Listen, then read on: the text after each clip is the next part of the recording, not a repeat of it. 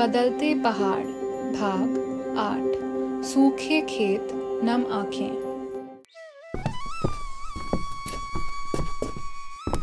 नमस्कार सर, आइए आइए। नमस्कार जी। सर कोई दिक्कत तो नहीं हुई गेस्ट हाउस ढूंढने में? अरे नहीं नहीं, बोर्ड देखते देखते आ गए हम। अच्छा, अरे नमस्कार मैडम। नमस्कार जी, नमस्कार। मैडम बैग वगैरह है आपकी? कुछ यहाँ रख दीजिए, मैं रखवा दूंगा अभी वहाँ पर। आप तब तक शरबत लीजिए। ओह अच्छा अच्छा, थैंक यू। ये यहाँ का स्पेशल शरबत है कुछ? जी जी, ये बुरास फूल होते हैं ना, उसका शरबत है। अच्छा, काफी रिफ्रेशिंग है। तुमने पिया विक्की? हाँ, डिफरेंट टेस्ट है बिल्कुल। सर ये जो आपका सामान है रूम में रखवा दिया है। हाँ, और चाबी यहाँ रखी हुई है। बाकी जो टॉवल ब्लैंकेट हैं ये सब निकलवा के रखवा दिए हैं वहाँ पर। अरे धन्यवाद। आप अपना नंबर भी दे दीजिए, कभी कुछ पूछना होगा तो मैं फोन कर दूंगा। जी जी जी जरूर, मैं आपके व्हाट्सएप पे डाल देता हूँ। ठीक है। आपका नाम क्या हुआ? मेरा नाम हरीश बिष्ट। अच्छा, आप यहीं के ही लगते हैं, लोकल हैं क्या? हाँ सर, मेरा घर यहीं है, 2 मोड़ पहले छोड़ करके नीचे। अरे बढ़िया, पास ही है घर आपका, तुरंत आ जाते होंगे आप तो। हाँ सर, हमारे गांव भी यहीं पर ही हुआ, आसपास सभी हमारे ही विस्तार हुए यहाँ अगल बगल में जितने भी हैं। हरीश जी, आप यहाँ गेस्ट हाउस में कब से काम कर रहे हैं? मैडम यहाँ तो लगभग हो गए हैं कुछ 3-4 साल। उससे पहले दिल्ली में था। ओह अच्छा अच्छा। हाँ, दरअसल हम खेती करते थे पहले यहाँ पर। तो ये जिस जमीन पर गेस्ट हाउस बना हुआ है और ये जो पूरी जमीन दिख रही है आपको, ये सारी पहले हमारी ही थी, फिर ये बेचनी पड़ी कारणवश। अरे, ये आपकी जमीन थी तो बेची क्यों? अरे यार सर, कहाँ बताएं आपको, ये सब खेती रुला देती है सब। ये पहले पुलम, आड़ू, सेब, खुमानी सब लगा करते थे। फिर कभी अभी बरसात का मौसम हुआ, बरसात के मौसम में सारा फूल झड़ा दिया। फिर बंदर हुए, बंदर नष्ट कर देते हैं सब, नुकसान हो गया बड़ा। फिर बाहर से हमारे ये सब लोग आए थे, इन्होंने बोला कि बेचने का मन है तो बताओ। तो फिर क्या करते, पैसों की भी जरूरत थी, बच्चों की पढ़ाई थी, तमाम खर्चे थे। तो फिर हमने कहा थोड़ी जमीन निकाल देते हैं। अरे पर आपकी जमीन तो बहुत ही बढ़िया है, पूरा हिमालयन व्यू दिख रहा है यहाँ से। आप खुद ही बना देते अपना होम स्टे।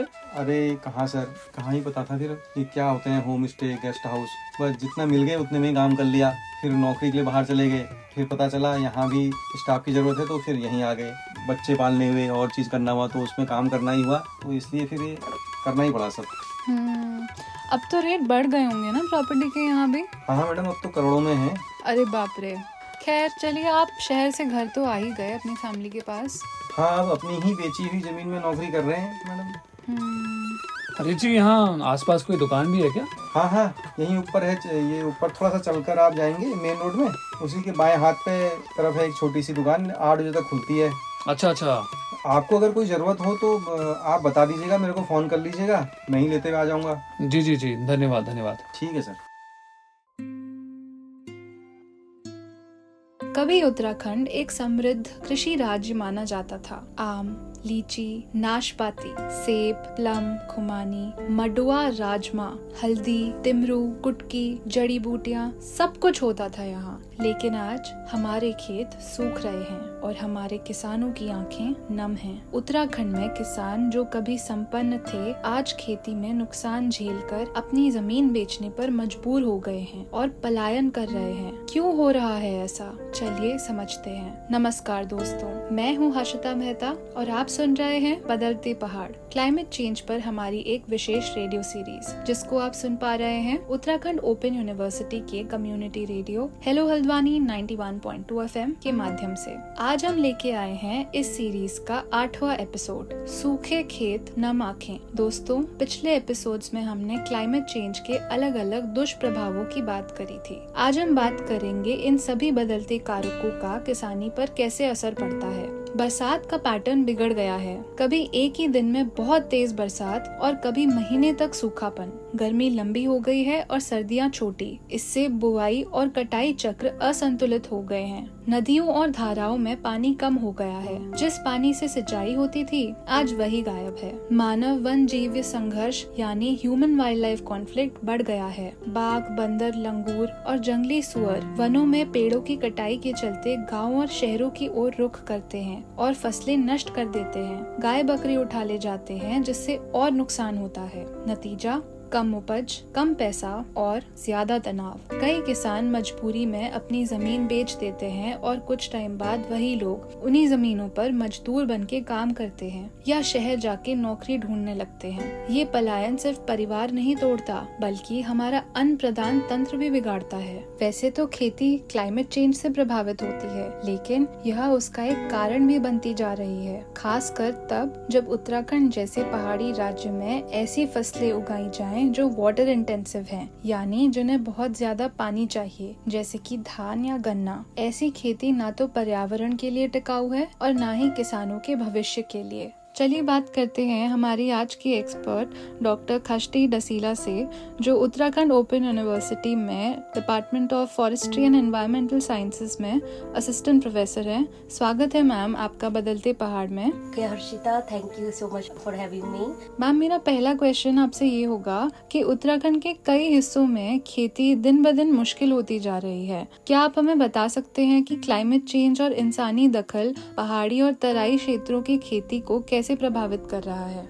हर्षिता, पिछले कुछ दशकों से उत्तराखंड में जो एग्रीकल्चर योग्य भूमि है उसका एरिया भी कम हो रहा है। अगर डेटा की बात करें तो लगभग 27% तक उसमें कमी आ रही है और साथ के साथ क्रॉप प्रोडक्शन में भी लगभग 15 to 16% का डिक्रीज रिकॉर्डेड है। इसके अलावा जो मेन रीजन है एरिया डिग्रेड होने का या क्रॉप प्रोडक्टिविटी की डिक्रीज होने की बात करें तो मेनली वो है आपके जो वेदर क्लाइमेट में पैटर्न्स में चेंजेस, स्नोफॉल में चेंजेस देख सकते हो और आपका रेनफॉल पैटर्न में चेंजेस और सडन टेम्परेचर इंक्रीज। तो ये सब क्लाइमेट चेंज की इम्पैक्ट है। तो इसी वजह से आपका क्रॉप प्रोडक्शन भी उत्तराखंड में रिड्यूस हो रहा है। और इसके साथ साथ ये जो क्लाइमेटिक कंडीशंस है ये सॉइल के मॉइस्चर कंटेंट, जो उसका नमी है सॉइल की, उसको इफेक्ट कर रही है, जिसकी वजह से प्रोडक्शन में कमी आ रही है। साथ के साथ अगर हम जो पानी आधारित फसलें यानी धान हो गया, गेहूं हो गया और बाजरा, आलू, इस सब का प्रोडक्शन अभी डिक्रीज रिपोर्टेड है। तो इसके साथ साथ एक टर्म और आता है एलिवेशन डिपेंडेंट वार्मिंग, जिसका मतलब ये है कि जैसे जैसे हमारे एलिवेशन बढ़ेगा, स्पेशली जो हमारे हाई एल्टीट्यूड डिस्ट्रिक्ट्स हैं, तो उनमें क्लाइमेट चेंज का इनका इम्पैक्ट ज्यादा रिकॉर्ड होगा। तो इसीलिए बोलते हैं कि हिमालय जो है क्लाइमेट चेंज सेंसिटिव है। तो स्पेशली जैसे उत्तरकाशी, चमोली, पिथौरागढ़, रुद्रप्रयाग, ये जो हमारे ऊंचाई वाले जिले हैं, तो इनमें जो भी फसल उगाई जाती है, जैसे वहाँ पे फ्रूट्स हो गया, खुमानी हो गया, एप्रिकॉट हो गया और एप्पल हो गया और इसके साथ आलू, तो इनका प्रोडक्शन इफेक्ट हुआ है।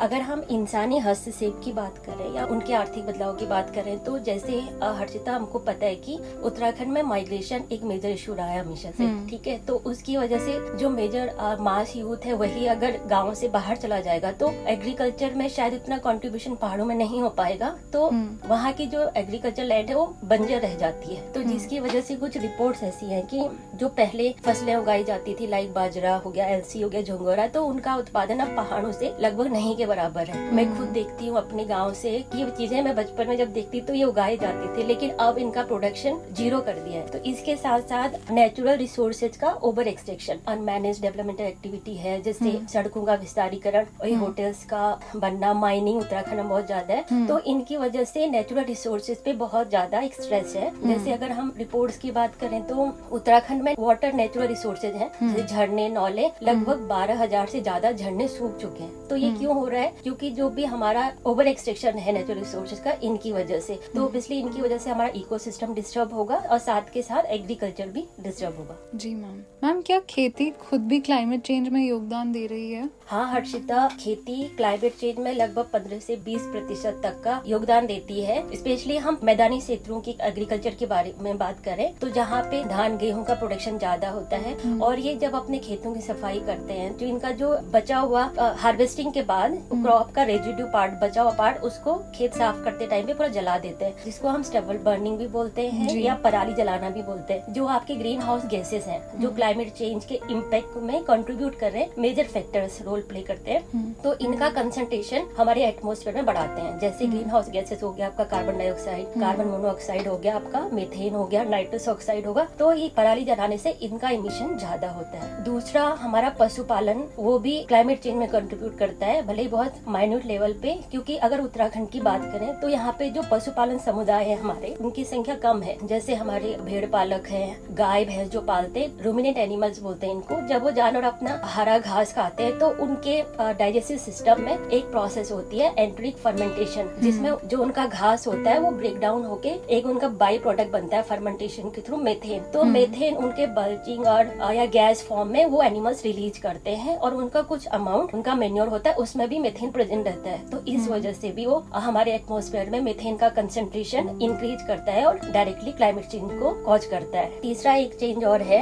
जो आपके ट्रेडिशनल एग्रीकल्चर सिस्टम पैटर्न्स में चेंजेस आजकल आ रहे हैं, जो कि अगर उत्तराखंड की बात करें, अगर हिली एरियाज की बात करें तो लगभग यहाँ पे पहले एक एग्रीकल्चर पैटर्न अपनाया जाता है 12 अनाजा करके, ठीक है। तो 12 अनाजा अपने आप में बहुत अच्छा सस्टेनेबल तरीका है एग्रीकल्चर का, लेकिन अब मॉडर्न एग्रीकल्चर की तरफ जब किसान जा रहे हैं तो ये कॉन्सेप्ट पीछे छूटता जा रहा है, एक मोनोकल्चर प्रैक्टिसेस की तरफ जा रहे हैं, तो जिसकी वजह से एनवायरमेंट भी इफेक्ट हो रहा है। जैसे 12 अनाजा कॉन्सेप्ट की बात करें, नाम से इंडिकेट हो रहा है लगभग 12 या 12 से ज्यादा अनाज हम एक साथ ग्रो कराते थे। तो आपस में वो सॉइल की उनके रूट्स में जो माइक्रोब्स होता है, बेसिकली कोई नाइट्रोजन न्यूट्रिएंट को फिक्स करके देगा, कोई फास्फोरस को लाके देगा, कोई सल्फर को सोल्यूबलाइज करके दूसरे प्लांट को देगा, तो एक दूसरे के न्यूट्रिएंट की जो पूर्ति थी वो करते थे। तो इस तरीके से सॉइल की फर्टिलिटी बनी रहती थी और साथ में क्रॉप्स की न्यूट्रिटिव वैल्यू जो है, न्यूट्रिशन वैल्यू भी वो भी मेंटेन रहती थी। लेकिन अब एग्रीकल्चर सिस्टम मॉडर्नाइजेशन की वजह से, या आप बोल सकते हो मोनोक्रॉपिंग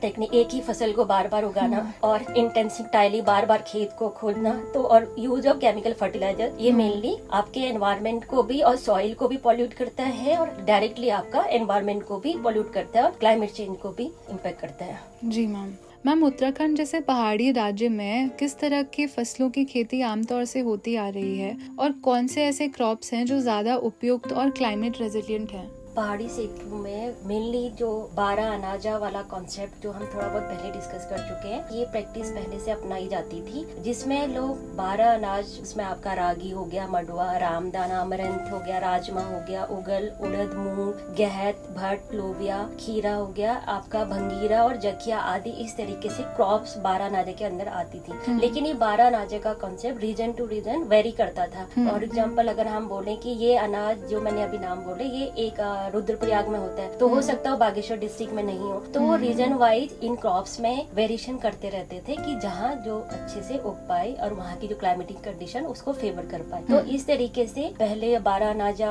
एग्रीकल्चर प्रैक्टिस पहले का पहाड़ी क्षेत्रों में होता था और इसको एक अभी इस टाइम पे हम ऑर्गेनिक बाय डिफॉल्ट भी कंसिडर करते हैं इस प्रैक्टिस को, और ये सस्टेनेबल भी है। और जैसे ईयर 2023 को इंडियन गवर्नमेंट ने इंटरनेशनल ईयर ऑफ मिलेट घोषित किया था, वो इसीलिए किया था क्योंकि अब हम सबको क्लाइमेट चेंज के इफेक्ट दिख रहे हैं, तो उसके अगेंस्ट हमको प्रिपेयर होना है और फूड सिक्योरिटी सबसे पहला आता है उसमें। तो इसीलिए गवर्नमेंट भी अवेयरनेस फैला रही है। इसलिए 2023 में देखा होगा अपने मिलेट्स पे बहुत अवेयरनेस स्प्रेडिंग प्रोग्राम और लोगों को, स्पेशली जो पहाड़ी लोगों में, इनका प्रमोट किया गया, इनके कल्टीवेशन प्रोडक्शन को। तो इस तरीके से स्पेशली जो मिलेट्स है, वेराइटीज ऑफ मिलेट, मडुआ हो गया, आपका झिंगोरा हो गया, इन सबको क्लाइमेट रेजिलिएंस क्रॉप इनको बोला जा सकता है। जी मैम, किस तरह के फार्मिंग मॉडल या फार्मिंग टेक्निक्स उत्तराखंड के किसानों के लिए सस्टेनेबल साबित हो सकता है?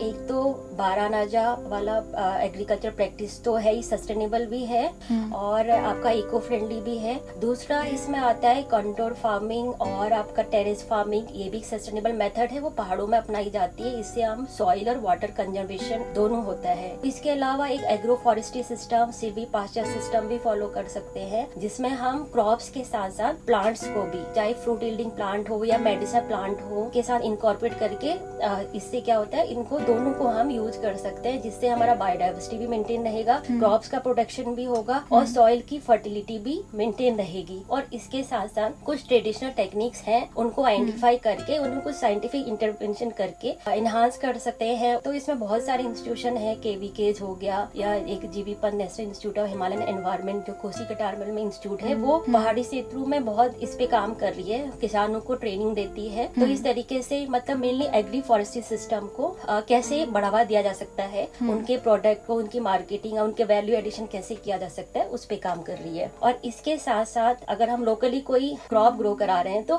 वो हमारा फर्ज बनता है कि उसके सीड को कंजर्व करके रखें ताकि वो आगे भी चलते रहे। अगर कोई एक बहुत एक्सट्रीम क्लाइमेटिक कंडीशन में कोई क्रॉप हो रही है तो मेनली हम उसको एक क्लाइमेट रेजिलिएंट क्रॉप की तरह कंसिडर कर सकते हैं। तो उसका सीड को प्रिजर्व करके रखना, ये काम भी हमको साथ के साथ करना जरूरी है। और इसके अलावा बहुत सारे गवर्नमेंट इनिशिएटिव्स हैं, ट्रेनिंग प्रोग्राम भी हैं। जो भी आप क्रॉप्स की बुआई कर रहे हो उससे पहले आप अपने एग्रीकल्चर लैंड की मिट्टी का हेल्थ कार्ड बनवा लो और उनसे प्रशिक्षण वगैरह ले सकते हो। और मौसम के अकॉर्डिंग किस बीज का चुनाव कैसे करना है, उस तरीके से वो सब आपको जो साइंटिफिक इंस्टीट्यूशन है उनमें जो काम करने वाले कार्यकर्ता हैं, साइंटिस्ट है, उनके साथ इंटरेक्शन करके ये काम किया जा सकता है। जी मैम, आर्थिक संकट से बचने के लिए किसानों को अपनी इनकम में कैसे विविधता लानी चाहिए? एक इंटीग्रेटेड फार्मिंग सिस्टम है जो एक सस्टेनेबल अप्रोच है, जिससे आप एग्रीकल्चर को डिफरेंट ऑक्यूपेशन के साथ जोड़ के देख सकते हैं और उससे से ज्यादा रिसोर्सेज यूज कर सकते हैं। और उससे जनरेटेड कुछ भी अगर वेस्ट है या जिनका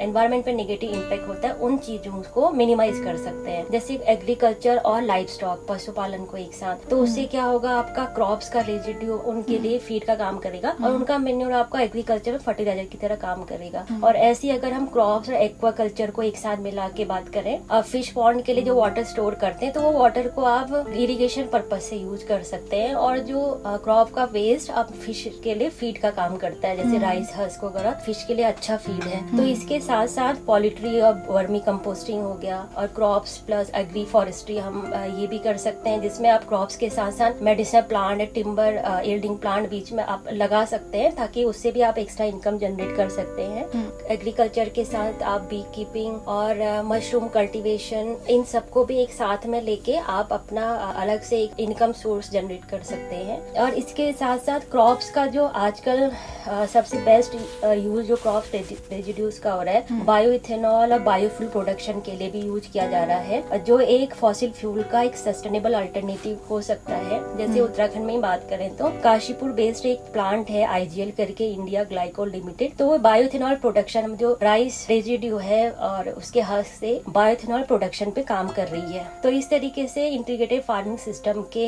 अच्छे बेनिफिट्स हैं, उससे इनकम तो जनरेट होती है और साथ में रिसोर्स यूज एफिशिएंसी को भी इम्प्रूव करता है कि हम मैक्सिमम रिसोर्सेज को कैसे यूटिलाइज कर सकते हैं विद मिनिमाइजिंग द वेस्ट। हाँ, एक एग्रो टूरिज्म करके एक अच्छा कॉन्सेप्ट आया है, जिसमें क्या करते हैं टूरिस्ट जिनको एग्रीकल्चर में बहुत इंटरेस्ट है लेकिन उनके पास एग्रीकल्चर लैंड नहीं होने की वजह से वो लोग क्या करते हैं, इसमें फॉरेनर ग्रुप भी आता है और देश के अन्य राज्यों से भी लोग आते हैं। गाँव की उनके लाइफस्टाइल अच्छा लगता है तो वहाँ पे रह के वहाँ के एग्रीकल्चर सिस्टम को समझने की कोशिश करते हैं, उसमें अपने इनपुट्स भी देते हैं। तो इस तरीके से एग्रो टूरिज्म भी एक अच्छा व्यवसाय हो सकता है किसानों की इनकम जनरेशन के लिए। जी मैम, इन नए विकल्पों के लिए किस तरह की ट्रेनिंग या अवेयरनेस की जरूरत है? ये उत्तराखंड में कैसे प्रमोट किया जा सकता है? हर्षिता, इसमें ना बहुत सारे रिसर्च इंस्टीट्यूशन, KVK, कृषि विज्ञान केंद्र हैं, NGO हैं, बहुत अच्छा काम कर रही हैं कि अवेयरनेस और ट्रेनिंग के लिए किस तरीके से इसमें हम किसानों को नए विकल्पों के बारे में बता सकते हैं। हाल ही में उत्तराखंड में CM धामी जी ने एक स्कीम लॉन्च की है, भले वो पूरे देश में पहले से ही चलती आ रही है, विकसित कृषि संकल्प अभियान के तहत अब उत्तराखंड में भी इस बार लागू कर दी गई है। तो ये इस अभियान के तहत इसका मेन मुख्य उद्देश्य ये है कि जो साइंटिस्ट हैं उनको किसानों के साथ गाँव जाके इंटरेक्ट करना है, कृषि में जो आधुनिकीकरण है या वैज्ञानिक तरीके से उसका प्रचार करना है और सस्टेनेबल एग्रीकल्चर प्रैक्टिस के बारे में उनको बताना है। और इस तरीके से बुआई से पहले उनको ट्रेनिंग देना है कैसे वो अपना सॉइल हेल्थ को मेंटेन कर सकते हैं, किस बीज का चुनाव करना चाहिए। लगभग 10,000 से ज्यादा गाँव के किसानों के साथ साइंटिस्ट इंटरेक्ट कर रहे हैं, उनको मॉडर्न एग्रीकल्चर सिस्टम के बारे में बता रहे हैं। और इसके अलावा क्रॉप्स में वैल्यू एडिशन करके कैसे इंडिजिनस क्रॉप्स पे कैसे उगाया जाता है उससे रिलेटेड ट्रेनिंग दे रहे हैं। और नेचुरल और ऑर्गेनिक फार्मिंग में भी ट्रेनिंग दिया जा रहा है। तो इसमें पन्नगर यूनिवर्सिटी है, आपका state agriculture management extension training institute है जो पन्नगर में है, उसके माध्यम से किसानों को natural farming, soil health management, bio fertiliser का यूज कैसे करना है, कब कब करना है और पेस्टिसाइड कौन सा यूज करना है, इन सब पे ट्रेनिंग दी जा रही है। तो इसमें NGO जैसे Uttarakhand Seva Nidhi, cultural and environmental education centre, ये भी बहुत अच्छा किसानों किसानों के लिए काम कर रही है, जैसे उनके लिए पॉली हाउस का निर्माण करना, लो कॉस्ट वाटर टैंक का बनवाना, बी कीपिंग, फिशरीज और वेजिटेबल प्रोसेसिंग पे ट्रेनिंग दे रही है, उनके लिए वर्कशॉप ऑर्गेनाइज करवाती है, इस तरीके से काम करती है।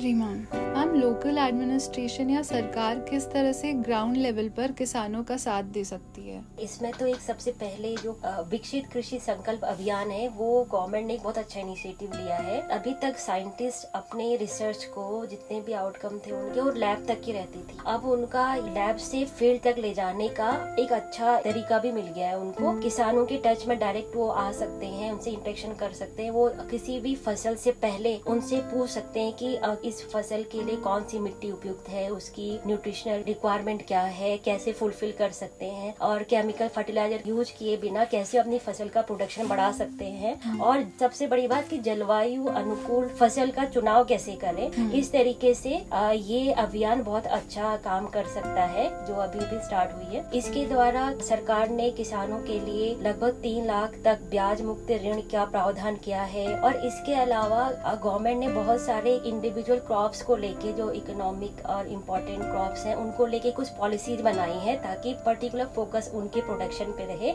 जैसे हम बात करें तो मिलेट पॉलिसी की बात करें, कीवी पॉलिसी, ड्रैगन फ्रूट विकास योजना या पोस्ट हार्वेस्ट प्रबंधन योजना, इस तरीके का पॉलिसीज पर सरकार ने लगभग 1200 करोड़ का निवेश की घोषणा की है, और इसके साथ साथ उन क्रॉप्स पे 70 से 80% तक का सब्सिडी का प्रावधान भी किया गया है। फार्मर मशीनरी परचेज करना चाहता है फार्म मशीनरी बैंक योजना के तहत, तो उसमें भी 80% आपका सब्सिडी पर मशीन खरीद सकते हैं। जी मैम, हमारे जैसे आम लोग अपने लेवल पर क्या कर सकते हैं ताकि वो किसानों और एनवायरनमेंट दोनों की मदद कर सकें? अगर स्पेशली बात करें तो उत्तराखंड में लगभग 14% क्षेत्र कृषि योग्य है, और उसमें भी अधिकतर जो कृषि योग्य भूमि है प्लेन्स में तराई वाला एरिया है, मैदानी वाला एरिया है। मतलब हिली एरियाज में अभी भी ये एक पारंपरिक तरीके से ही का खेती होती है और वही आजीविका का साधन रहता है। पलायन आयोग रिपोर्ट 2018 की बात करें तो उत्तराखंड में लगभग 1000 से ज्यादा गाँव ऐसे हैं जहाँ जन शून्य है, मतलब कोई लोग नहीं है, और इसके अलावा लगभग 500 से अधिक गांव ऐसे जहाँ की जनसंख्या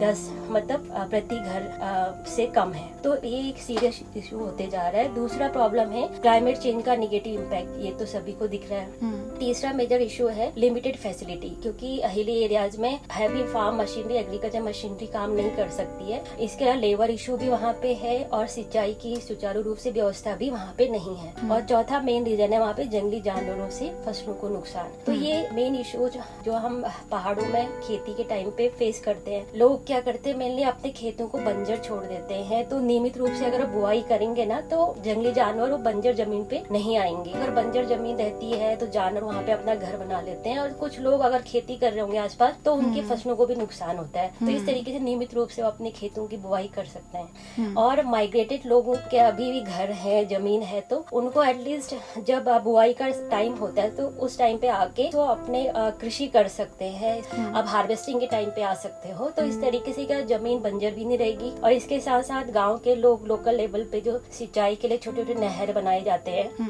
गाँव में, तो उनका सुचारू रूप से रख सकते हैं, उनको संरक्षण कर सकते हैं, उनके साफ सफाई का ध्यान रख सकते हैं। क्योंकि हमको पता है हम पहाड़ी क्षेत्रों से बिलोंग करते हैं, यहाँ पे अभी भी कुछ जगह पर ऑर्गेनिक फार्मिंग हो रही है। अभी लोग अपने इनकम जनरेशन के लिए आपके लोकल जो प्रोडक्ट है उनको वैल्यू एडिशन करके मार्केट में आ रहे हैं। हमको उनकी खरीदारी पे ज्यादा फोकस करना चाहिए, जैसे लोकल मसाले हो गया, लोकल अनाज का आटा हो गया, दालें हो गई। भले ही उनके कॉस्ट थोड़े ज्यादा है क्योंकि वो ऑर्गेनिक भी है और उनमें थोड़ा मेहनत भी ज्यादा है, तो अगर हम इनकी खरीदारी को अगर प्रमोट करेंगे तो हो सकता है हम उनकी हेल्प कर सकते हैं, और फिर उनको भी एक मोटिवेशन मिलेगा कि हमारा प्रोडक्ट मार्केट में जा रहा है तो हमको इसमें एग्रीकल्चर में थोड़ा उनका इंटरेस्ट भी बना रहेगा। इस तरीके से हम उनकी हेल्प भी कर सकते हैं। जी मैम, थैंक यू हमारे साथ जुड़ने के लिए। Thank you Harshita. जब एक किसान साल में 3 बार अपनी फसल खो देता है तो सिर्फ खेत नहीं, उसका हौसला भी टूटता है। अब सवाल उठता है, क्या हम कुछ कर सकते हैं? बिल्कुल। किसानों को जलवायु प्रतिरोधी फसलें यानी क्लाइमेट रेजिलिएंट क्रॉप्स के बारे में ट्रेनिंग देनी चाहिए। सिंचाई प्रणाली को सुधारना होगा, drip irrigation, rain water harvesting जैसे उपाय अपनाने होंगे, सॉइल हेल्थ पे ध्यान देना होगा ऑर्गेनिक कंपोस्ट और रोटेशन फार्मिंग जैसे उपाय लागू करने होंगे। किसानों के आय स्रोतों में विविधता बढ़ानी होगी। सिर्फ खेती नहीं, मधुमक्खी पालन, मशरूम फार्मिंग, औषधीय पौधे यानी मेडिसिनल प्लांट फार्मिंग, बायोफ्यूल निर्माण जैसे विकल्पों को बढ़ावा देना चाहिए। इंश्योरेंस और सब्सिडीज को सुगम बनाना चाहिए और सबसे जरूरी पॉलिसी प्लानिंग में किसानों की भागीदारी होनी चाहिए। शहरों में रहकर भी आप उनकी मदद कर सकते हैं। लोकल सामान खरीदें, पेस्टिसाइड्स का विरोध करें और उनको अपनी समस्याएं पेश करने का मंच प्रदान करें। आप सुन रहे थे बदलते पहाड़, उत्तराखंड ओपन यूनिवर्सिटी के community radio hello Haldwani 91.2 FM पर। मैं हूँ हर्षिता। मिलते हैं अगले बृहस्पतिवार शाम 4 बजे एक नए एपिसोड के साथ। तब तक याद रखिए, जरूरी है कि हम सिर्फ पहाड़ की खूबसूरती ना देखें, उस मिट्टी को भी बचाएं जो हमें रोटी देती है, क्योंकि अगर किसानों के खेत सूख गए तो हम सबकी थाली खाली रह जाएगी। धन्यवाद।